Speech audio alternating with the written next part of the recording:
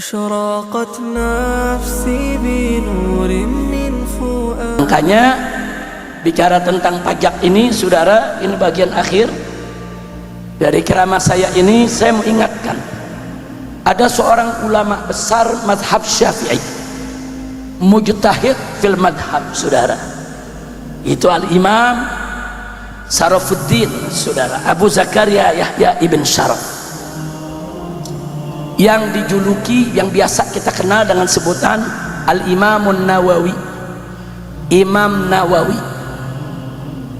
Beliau hidup di satu desa yang bernama Desa Nawa, ada di pinggiran kota Damaskus di Syria, saudara.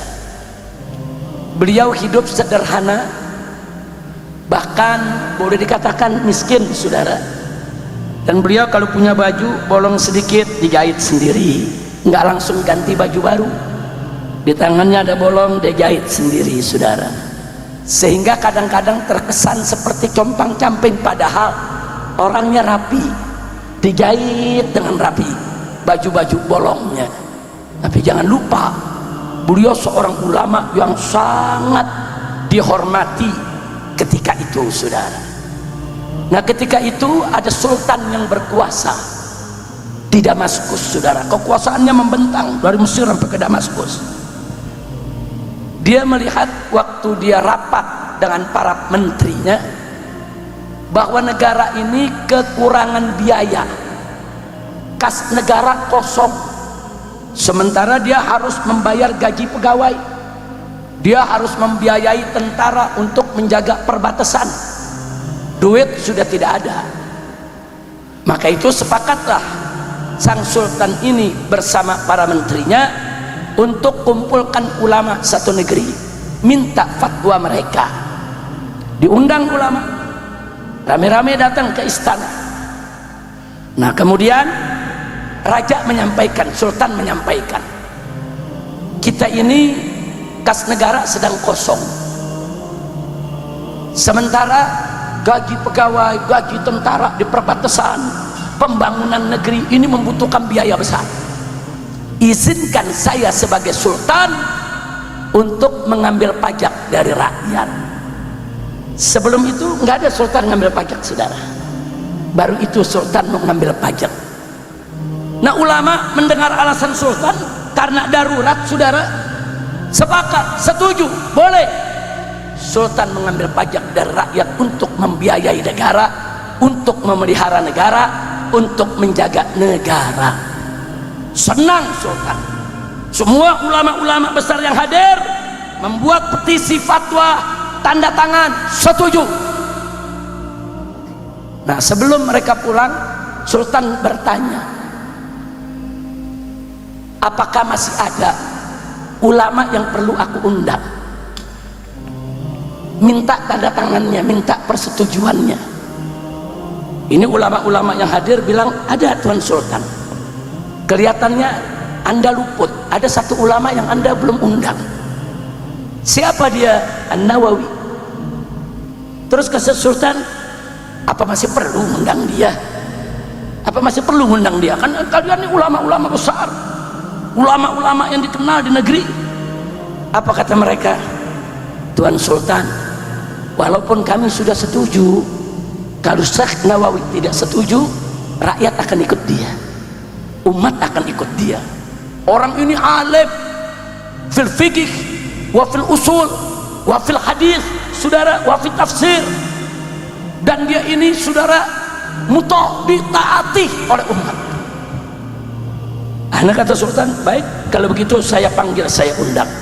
Dikirimlah para pengawalnya, dijemputlah Imam Nawawi, dibawa ke istana.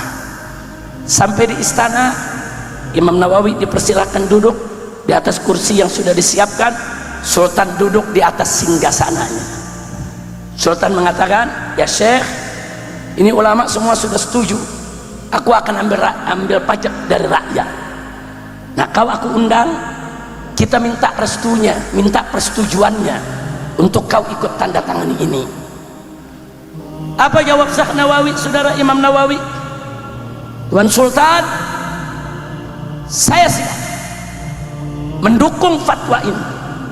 Saya siap menandatangani petisi ini. Tapi saya punya 3 pertanyaan yang Tuan Sultan harus jawab dulu. Yang pertama, Tuan Sultan untuk apa mengambil pajak? Sultan jawab, untuk gaji pegawai, tentara di perbatasan, bla bla bla bla bla. Kata Imam Nawawi, ahsanta, bagus, kau punya jawaban. Sekarang yang kedua, Tuan Sultan, kita kan punya kas negara, ada Baitul Mal. Kenapa Anda tidak ambil dari Baitul Mal saja? Kenapa Anda ngambil dari rakyat lagi? Kalau ada Baitul Mal, dijawab oleh Sultan, kalau Baitul Mal ada, saya nggak ngambil pajak. Justru ini karena Baitul Malnya kosong, nggak ada dana. Apa kata Nawawi? Ahsan, bagus, kau punya jawaban. Sekarang pertanyaan ketiga. Pertanyaan ketiga, Tuan Sultan, kenapa kas negara kosong? Itu pertanyaannya, saudara. Kenapa kas negara kosong?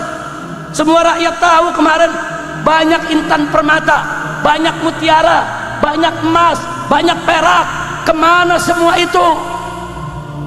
Marah Sultan, saudara, tersinggung Sultan. Kata Sultan, ya Syekh, mada taksud bikalam, kau punya maksud apa dengan ucapanmu? Marah Sultan.